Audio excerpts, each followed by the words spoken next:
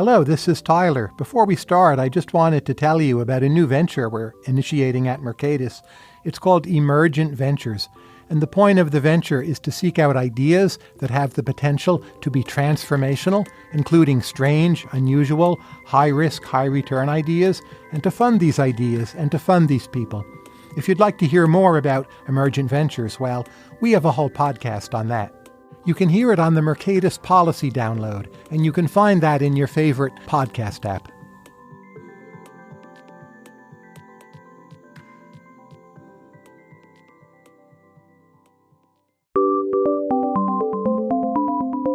Conversations with Tyler is produced by the Mercatus Center at George Mason University, bridging the gap between academic ideas and real-world problems. Learn more at mercatus.org. And for more conversations, including videos, transcripts, and upcoming dates, visit conversationswithtyler.com.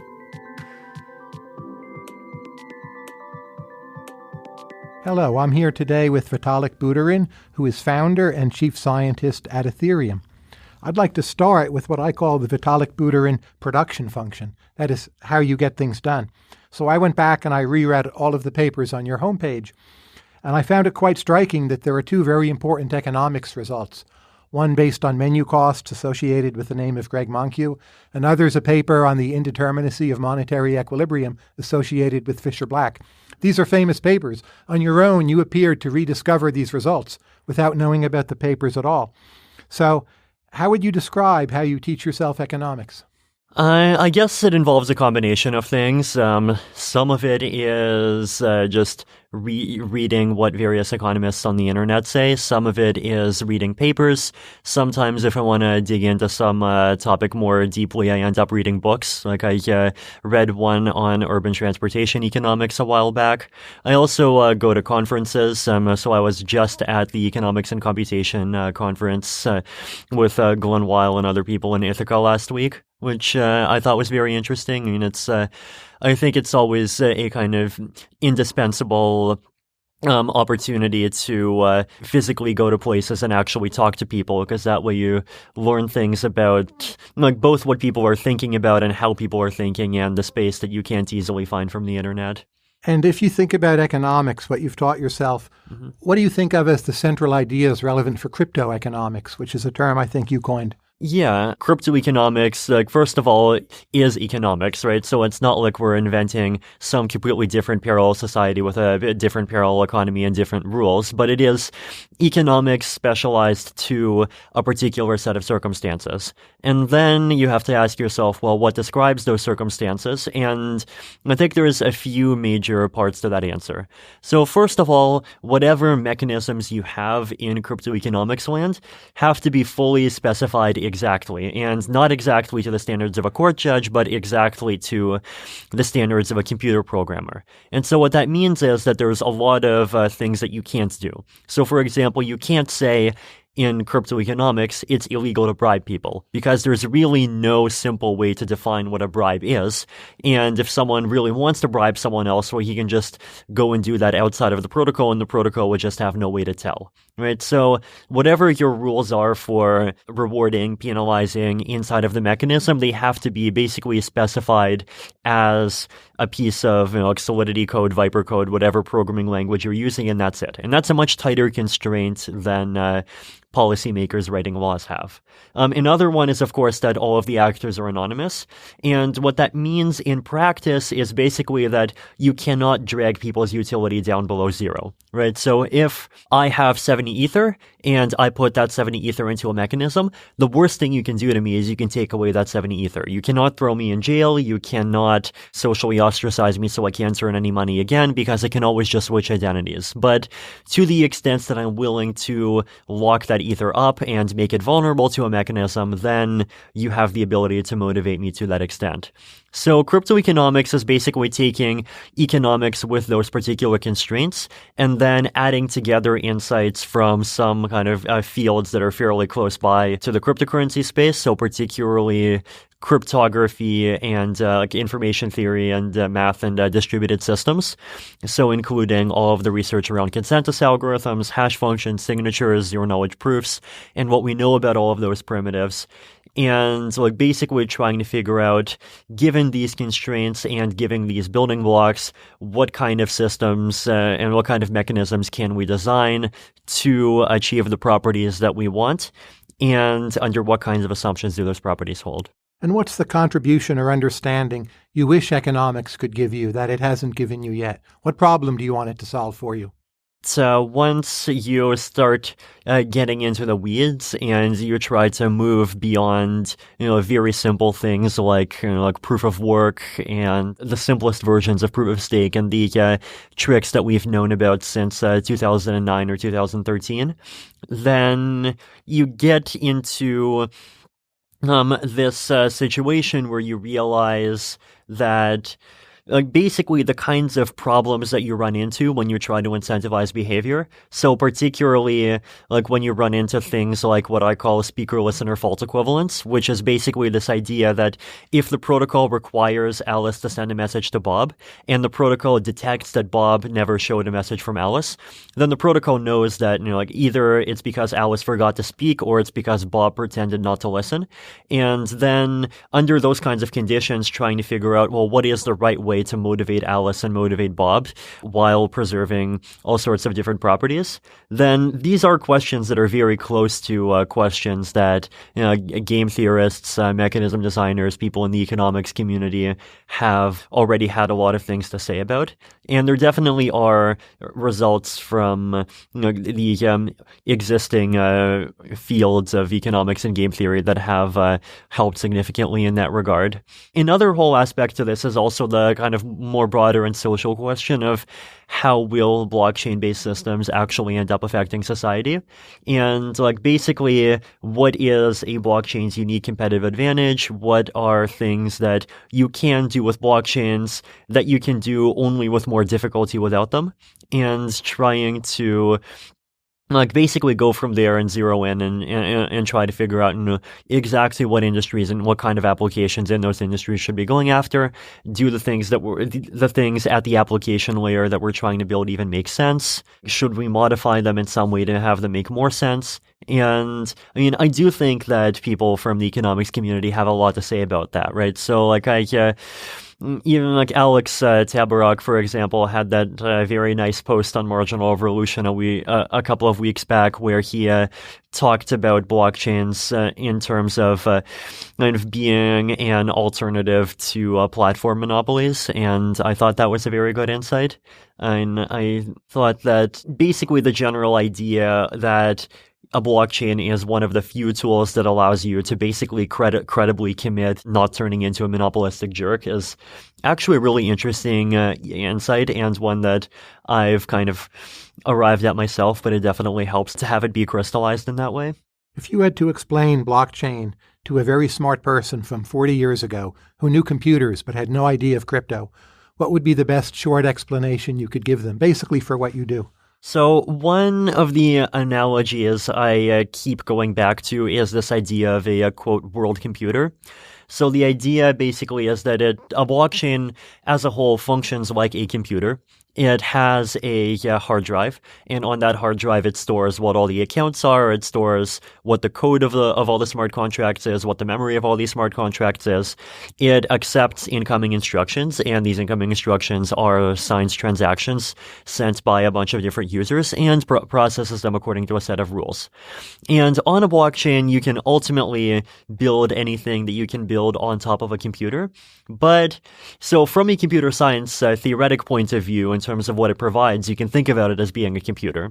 But what it provides on top of that is these extra trust guarantees, right? So the guarantee that the computer will run in the way that you expect it to run, and that a few people can't make that guarantee fail by going out of business, getting hacked, dying, having their company go bankrupt, deciding to be evil one day, deciding they have some monopolistic interest to start acting differently one day, and all of those different issues. A reader wrote to me this question, quote, "A crypto token is in some ways a Schelling point achieved through charisma.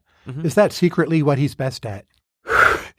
Yeah, so I did write that blog post a couple of months back where, and I think this might be one of those things that you referred to where I talk about this kind of signaling theory equilibrium of cryptocurrencies, where I basically try to answer the question, well, if there isn't just going to be one cryptocurrency, then what prevents the entire cryptocurrency space from hyperinflating as people can just costlessly issue more and more? And the answer that I came up with is basically that issuing a cryptocurrency by itself is costless, but issuing a cryptocurrency that people care about is not costless. And so the equilibrium is basically that there exists this kind of club of cryptocurrencies that people recognize as having value. And it is possible to join the club, but joining the club, it basically requires that you undertake some kind of costly signaling expenditure. So basically, in some ways, burn capital, burn resources, or consume something unique, which is just difficult enough that it prevents people from just doing it willy-nilly to the point where all of cryptocurrency hyperinflates. Don't people trust Ether and Ethereum in part because they trust you? And in a sense, there's this Russian tradition of kind of holy men who come along, Dostoevsky, Alyosha, Prince Mishkin, like a non-evil Rasputin, and the person is innocent and has some very wise message, and people flock to that person.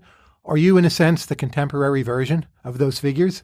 No, I know people have different theories about the kind of influence that I myself have. I think part of it is that at least I feel like the innovation in the crypto space isn't just technological innovation or political innovation. It's also, to a large degree, cultural innovation. And even with my own behavior, right? I end up, talking to people at different conferences, just reply to random people's Reddit messages, try to make myself maximally accessible in a bunch of ways, try to, bring different people and different communities together, perform a kind of social coordination function, which is probably, from an economist's point of view, similar to some aspects of management, but without the aspects of management that kind of evoke images of centralized control and all those different things. And that's not just myself, that's the Ethereum community, it's other cryptocurrency communities. And I do feel like there definitely is a real sense in which the crypto community is also at the epicenter of all of these different cultural ideas of like how projects should organize, what it means to be a leader, what it means to be a developer, what it means to be part of a project, what it means to be part of a team. And there is there's social dimensions to that. There's ideological dimensions to that. There's dimensions of like how different ideas get spread and become more popular. And I definitely do agree that aspect of things is one that's very important, that probably not talked about enough. If we think of Thomas Schelling's notion of a focal point, something that people coordinate upon and come to accept as somehow centrally important, doesn't that mean centralization always reemerges? You look at something like Twitter. We're both on Twitter. I don't think Twitter is dominant in its sphere because its AI is so good. It's just people know the name and people are used to going to Twitter. And will the crypto space end up as centralized as Twitter, Google, and Facebook? So I wrote this blog post a couple of years ago where I talk about different kinds of decentralization. One I talk about is architectural decentralization, which is basically the difference between a system being based on one computer and, say, a system being based on lots of computers and being fault tolerant. And lots of things are architecturally decentralized already, right? Like large parts of Amazon AWS, so lots of military hardware, traditional airplanes, so like lots of things have aspects of architectural decentralization. Another one is political decentralization, which is the thing, and blockchains are trying to kind of achieve the architectural side of decentralization of like, it's not run on one piece of hardware, and political decentralization, it's not run by one single person or kind of small cabal of people at the same time. The third kind of decentralization I talk about, though, is like logical centralization versus decentralization. One example I gave in my post is kind of the English language, right? Like the English language is architecturally decentralized because there's no one single dictionary. It's politically decentralized. There's no one who really has the ability to kind of practically regulate new words into and out of existence. But it is logically centralized in the sense of there is one thing, which is the English language. And if you start deviating from that one thing, then you're going to have a harder time. And the conclusion of my post is basically, or at least part of it, is that I do think that blockchains are logically centralized, and like basically because there is one blockchain, it is a shared ledger, it is a canonical history. You're either part of it or you're not. And I argue that this logical centralization is actually good. If you're looking to hire someone either for Ethereum or to collaborate with, what quality or qualities do you look for that maybe other people underrate? Because you've also built a successful company, right? Mm-hmm. You're not just chief scientist. Yeah, well, and company is not even necessarily the right emphasis once again, right? It goes back to my point about cultural innovation. Ultimately, there are different kind of circles in the Ethereum community, some overlapping, some not, and there's different ideas of what it means to be Ethereum. So, for example, you could be a full-time employee of the organization based in Switzerland called the Ethereum Foundation, or its outpost in Singapore called Ethereum Asia Pacific Limited. You could be someone who has received a grant from the Ethereum Foundation. You could also be basically a groupie, someone that has intellectual ideas, likes hanging out with us, and just happens to fly around everywhere to the same cities that we're in. And you could be someone working on some Ethereum project. And there's definitely people who work outside of the Ethereum Foundation as a formal organization that have made much bigger contributions than even some people inside of the foundation. I think that's part of where a lot of the kind of successful innovation has come from. And one of the things that this gives you is it basically means that there are many different ways to be an Ethereum, right? Like you can either follow along and have the same kind of lifestyle that I do, or you can work for some traditional company and have some Ethereum Foundation grants be one of your projects. You could work on some Ethereum application and be adjacent. You could just be a lone wolf working at home. You could pick any linear combination of these that you want. And so, there's trade-offs. Like basically, you can be part of Ethereum while being part of a structured team. You can be part of it being a lone wolf. You can be part of it as part of some traditional large corporation. You can be part of a startup. And I do feel like this is part of what makes cryptocurrencies interesting, right? In that they are not just a decentralized, censorship-resistant, whatever system as a product, but they are also this cultural evolution that itself incorporates many aspects of decentralization in terms of how they're produced and in terms of a way of living and collaborating and building things. Now, while building Ethereum, you've also taught yourself French, German, and Chinese without having lived in those countries. On YouTube, I've even seen you answering questions in Chinese about the blockchain to a Chinese audience. So how did you teach yourself such good Chinese? First of all, as I said on Reddit, I definitely did not learn Chinese, and especially not Cantonese, in 3 months on a mobile app. That's stuff that people come up with about me, and I don't know, I don't like it because it makes me look more like Kim Il-sung than it does make me look like a real person. Not saying Kim Il-sung is not a real person, but Kim Il-sung, the demigod, definitely isn't. What actually happened was that basically around 2013, I just decided, hey, cool, the Bitcoin community in China looks like it's really big and really interesting, and there's this big world that I haven't really been connected to, and maybe I should try. So I started going through Pim's Over podcasts initially, and once I went through those, then I went through some other Learn Chinese podcasts. In parallel to that, I also started going through flashcard apps that taught me the most popular, maybe 500,000 characters and words. And then once you get to an intermediate level, you're basically high enough that you can participate in WeChat conversations, go to China and participate in conversations in person. I mean, I was never a long-term resident of China, but realistically, I did spend more than half a year there in total in my life. And once you get to that intermediate level, like basically, as long as you put yourself in environments where you just continue keeping it up, eventually it just continues getting better and better, and eventually you get to the point where you can improve it further by watching movies on airplanes. My colleague Robin Hanson has promoted the idea of prediction markets, or betting on ideas. Why are there right now so few prediction markets? You can bet on the outcome of an election, there's plenty of sports betting, but they seem quite thin when it comes to sort of actual economic events.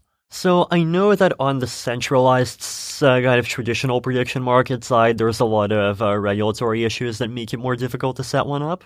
Also, even on top of that, like I think part of what makes cryptocurrency so attractive is that traditional financial systems have a lot of kind of inefficiencies and annoyingness that go beyond the strictly regulatory, right? Even something like, oh, I have money, how do I move it into some particular application? Like very often it involves in like bank wires, it involves all of these various systems which each individual person may or may not have. You have to figure it out, and there's a lot of friction involved.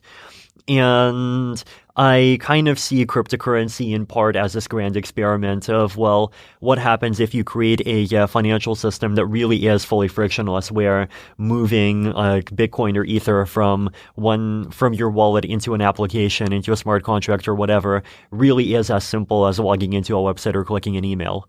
And I do think that like even already the cryptocurrency ecosystem has managed to do first of all, it's managed to get people to accept micropayments and specifically paying for transaction fees when a lot of people thought that that's impossible.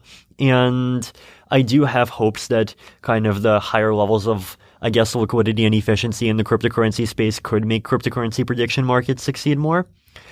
So that's one aspect. Another aspect is that even taking in if the cryptocurrency-based solutions, actually manage to be censorship-resistant, and if they manage to be more convenient, then there is the possibility that that this kind of gambling or betting or whatever just is a kind of betting that people just aren't as interested in, and basically the amateurs don't find it interesting enough, and the profession, there's not enough people playing for it to be worth the professionals to really participate.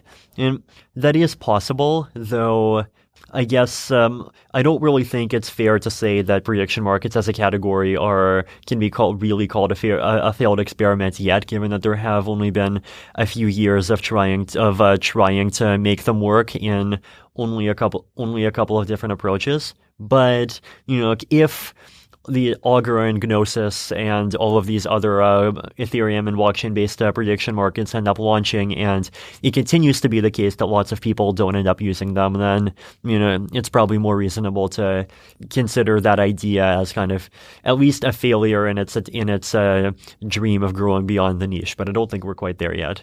As for frictionless trading, let's take what's called the Oracle problem. Mm-hmm. So as you well know, you can have smart contracts on Ethereum, but those are closest to frictionless when everything is within the system. Mm-hmm. But if you have an external event, a property title, and you need someone in the physical real world to rule how an actual piece of property is assigned to someone and how that information is then translated into cyberspace, does the Oracle problem mean that the frictionless trading of, say, Ethereum is never actually that scalable, or is there some way around it that we don't yet see? It depends what specific thing you're trying to do frictionlessly. So, for example, moving Ether from one account to another is absolutely frictionless. Now, converting Ether into fiat currency is absolutely not frictionless, and it is very possible that it's not going to significantly get more frictionless in the near medium-term future, basically because of all of the banking issues that where cryptocurrency exchanges have a hard time getting and maintaining bank accounts. If you're talking about participating in some kind of pure financial derivative system, then I think it will be frictionless.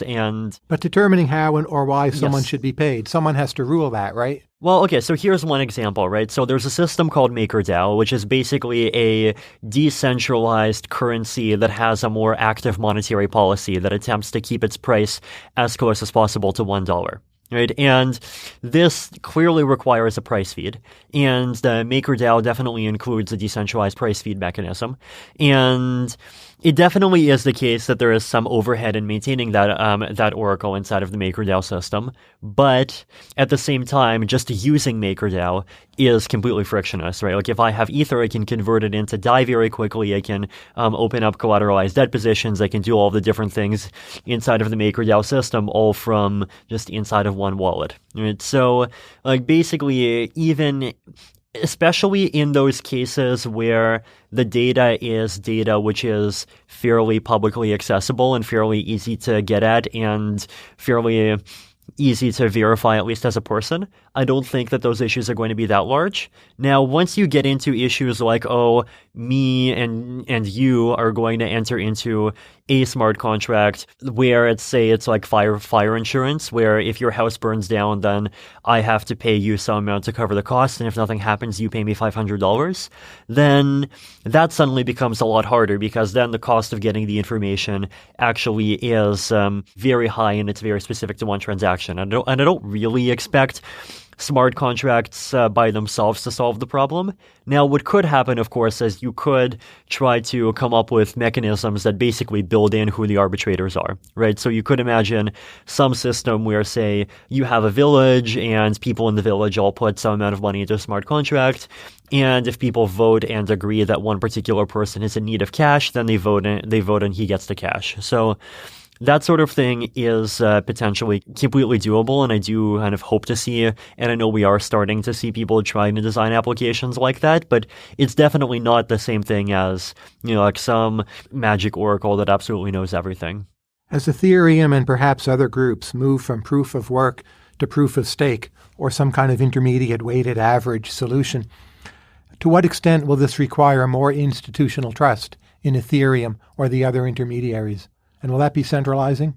So I would actually expect that on net it would require less institutional trust.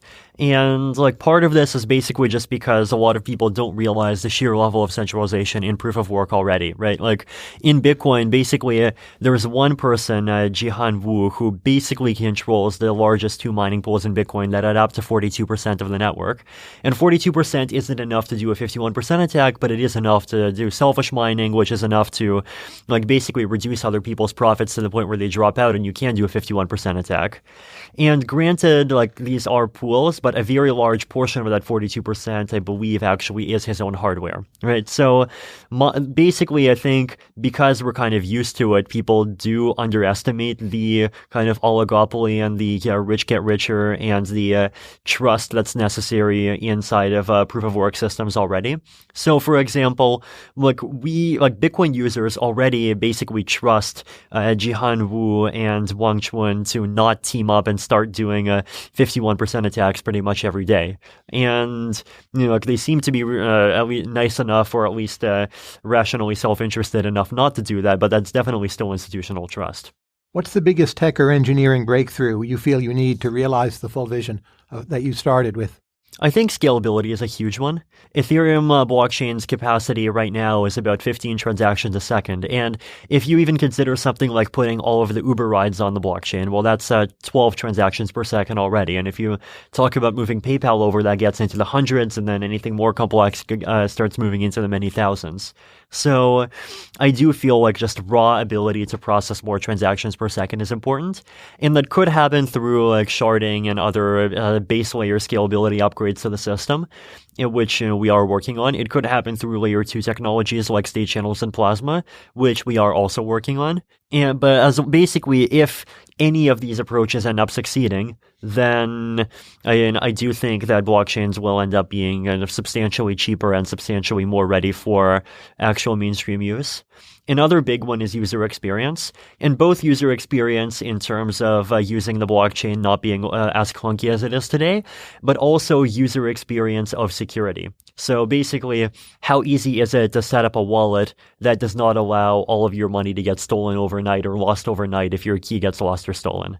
And those are challenges that I do think we need a lot more innovation in, and I think we will see innovation in over the next few years. What change in the legal or regulatory environment would help the most to realize this vision? I actually don't really think that there are many legal or regulatory kind of changes that can help, at least on the technological development side. Basically, because like ultimately, like the U.S. already has all of these like code is free speech precedents, and like most other countries, even those without like significant free speech protections, still are still willing to kind of follow along in principle. So I think for development in tech, the environment is very close to as friendly as it can be. Then the next question is, of course, the question of like what happens when the tech is built and you start talking about actual wider deployment and adoption. In that case, it depends on what kind of adoption of what application you're looking for. Like, I feel like a lot of the drive toward regulatory friendliness so far has been on the cryptocurrency exchange side, but like cryptocurrency is really only one of the things that you can do, right? And trying to make it easier for like very large piles of money to move into the cryptocurrency space is, I don't necessarily think, the thing that the cryptocurrency space needs most at this point.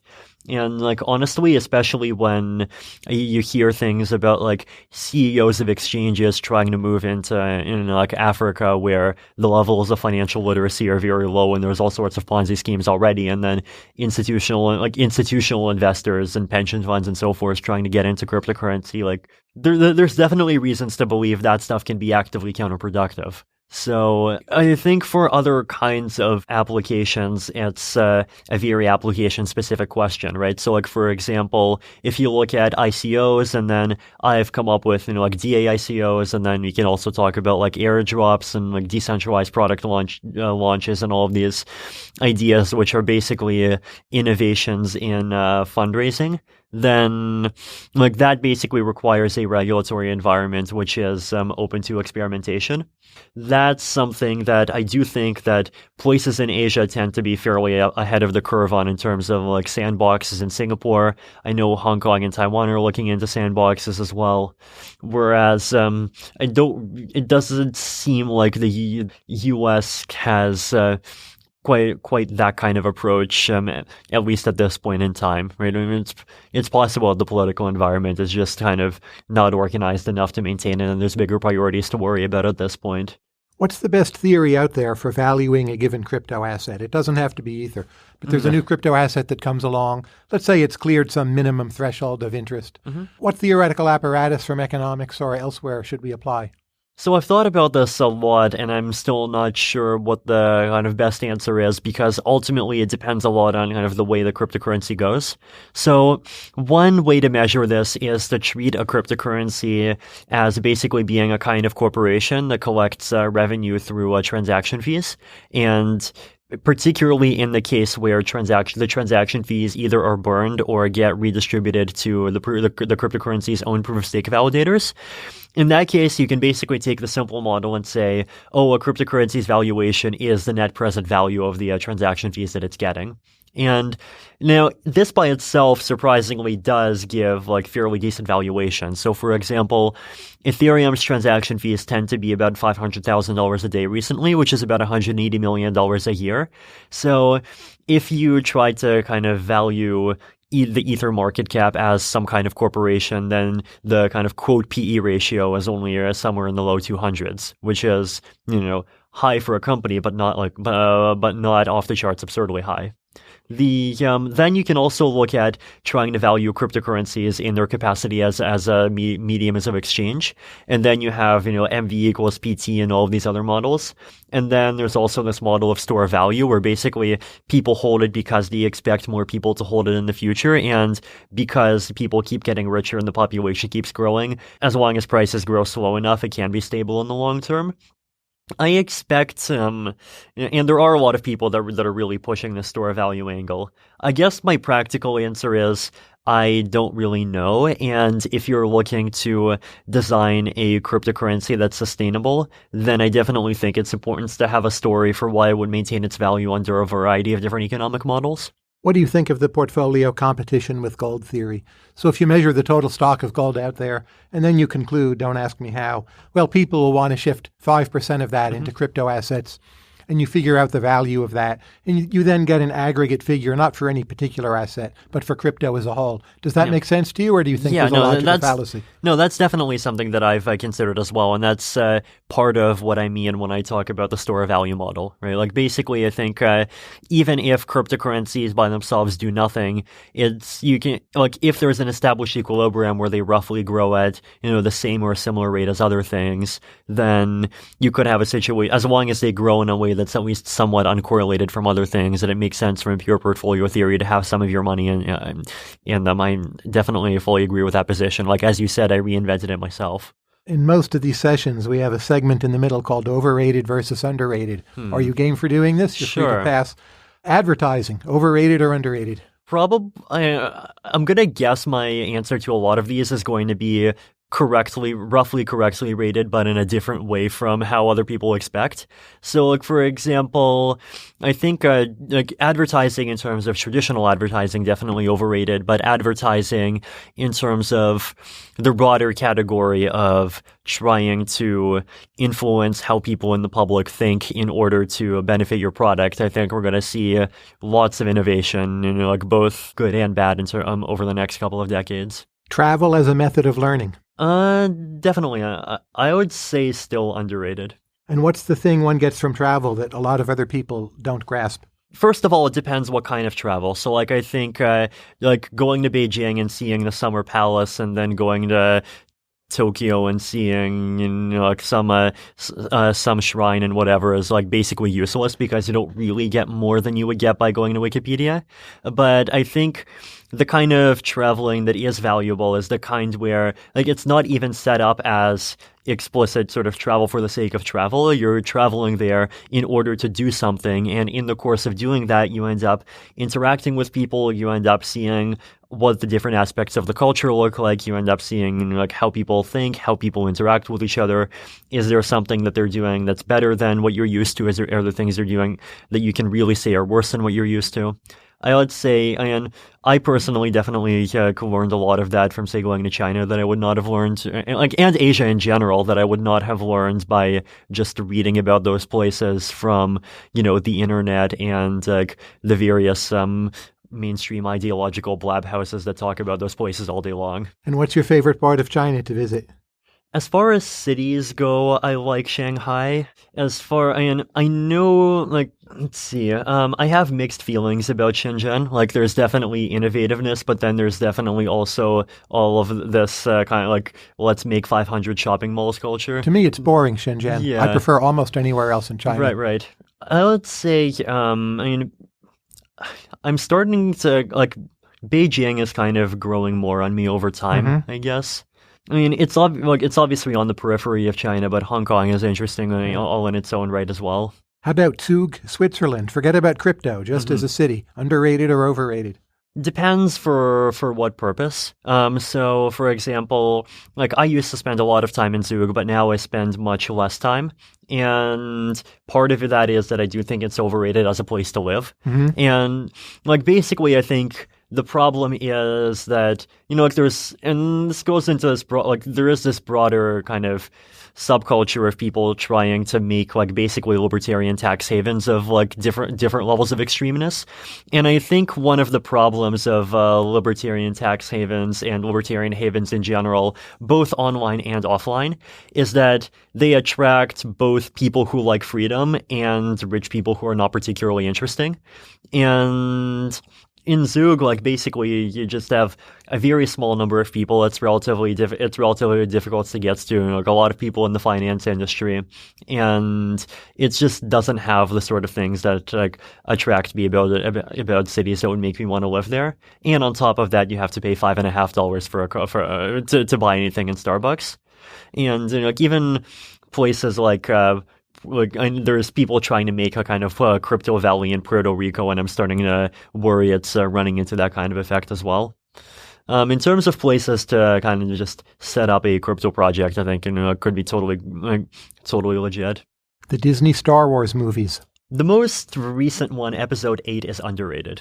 I would say the thing that I liked about Episode 8 is that it seems to have kind of a certain kind of realism that was lacking in some of the previous ones. And what I mean by that is that it's not just like glorious rebels versus the evil Empire First Order or whatever.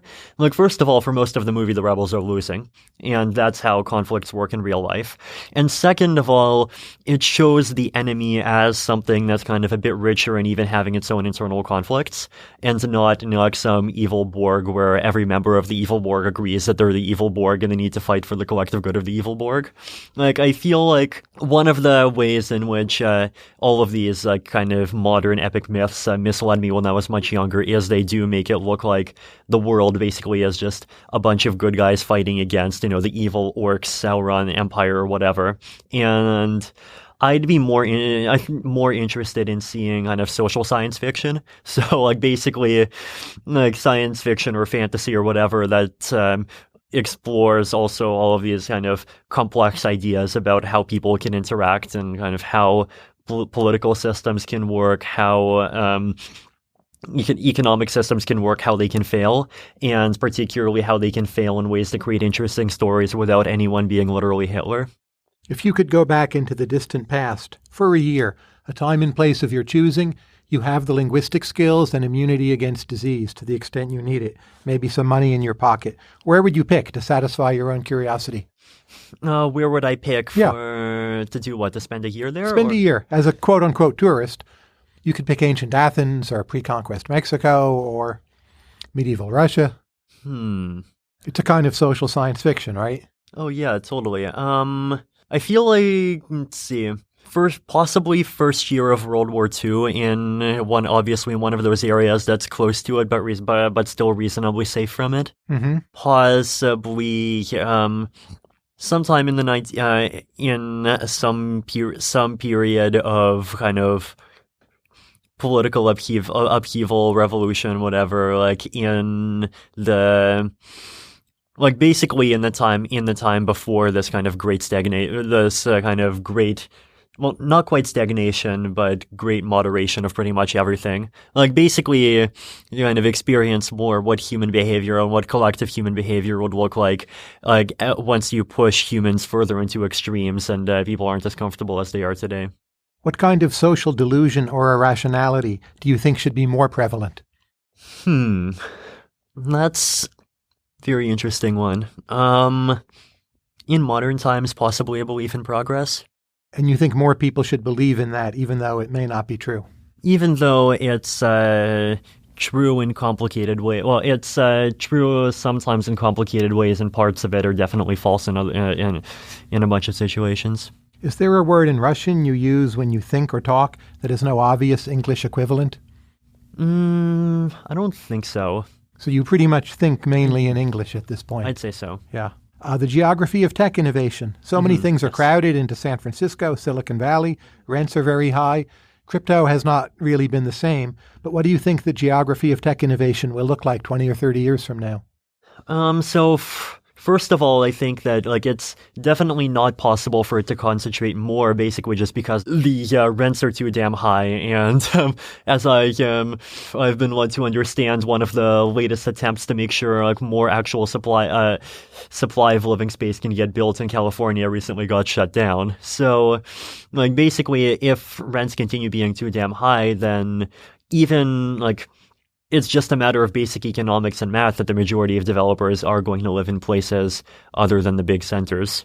And I think as technology in terms of ability to communicate remotely improves, it seems to only make more sense that the premium from being inside of a center is going to reduce to some extent over time.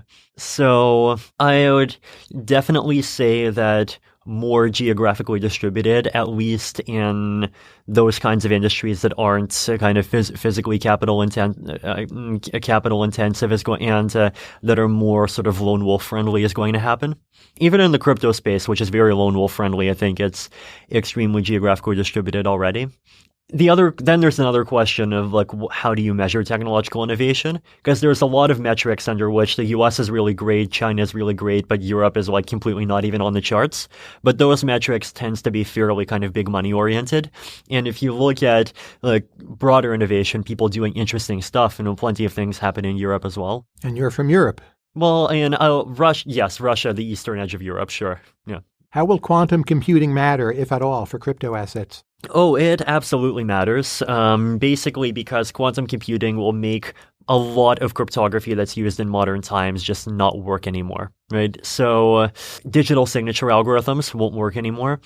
Public key encryption won't work anymore. Now, the good news is zero-knowledge proofs, SNARKs, won't work anymore.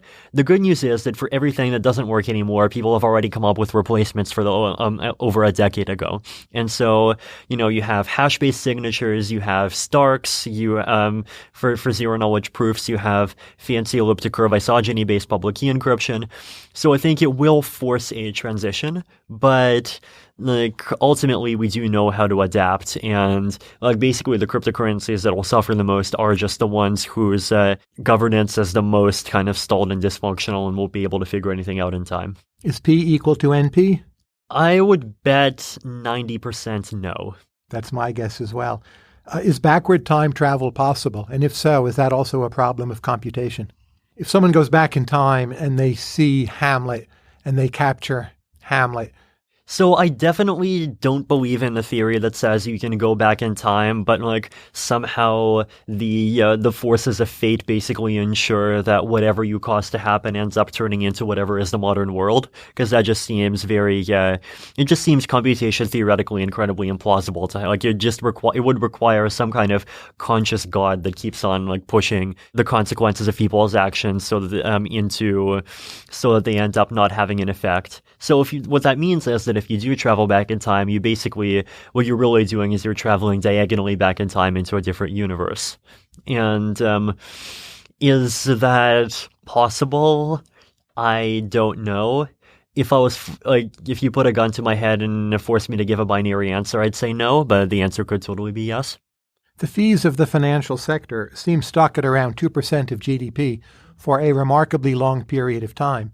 And this is across an era where many other costs, even in percentage terms, have come down. Why do you think there's this stickiness with financial fees? And where's the first place where those fees will start to give in your vision of the future?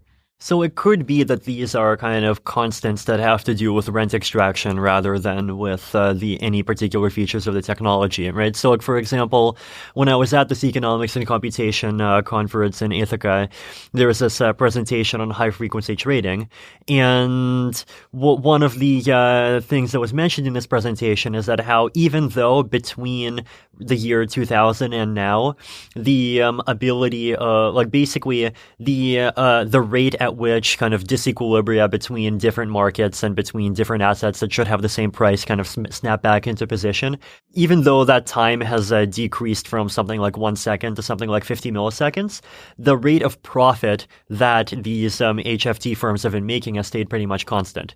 And he came up with this economic model that basically said, if you look at how a market works, and you come up with a model that basically says, oh, it's not actually about the absolute speed of the market. It's about basically whether or not the kind of arms race between trying to cancel orders as they become irrelevant and trying to snap up other people's orders that are now mispriced, then you get this result that the rate of rent extraction, the rate of profit, the rate of social loss, basically totally does not depend on the actual absolute levels of technology and absolute levels of speed. So I think if there is some dimension to finance which is some kind of zero-sum conflict, then that seems very plausible.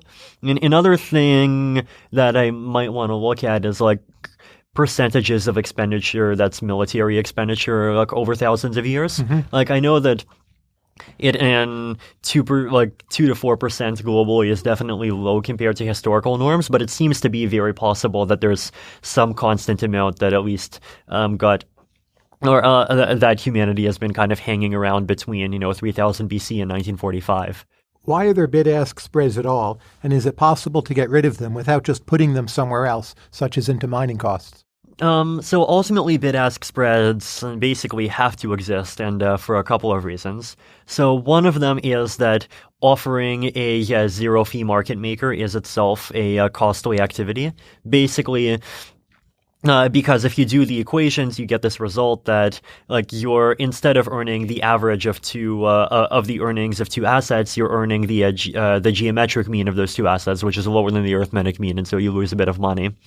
And another one is this kind of adverse selection argument that basically says if someone is trying to trade against me, then that, or rather, if someone is willing to take my offer, then that by itself is evidence that my offer could be mispriced. And so because of that, people are not going to be inclined at pushing bid offers too close to other people's asks.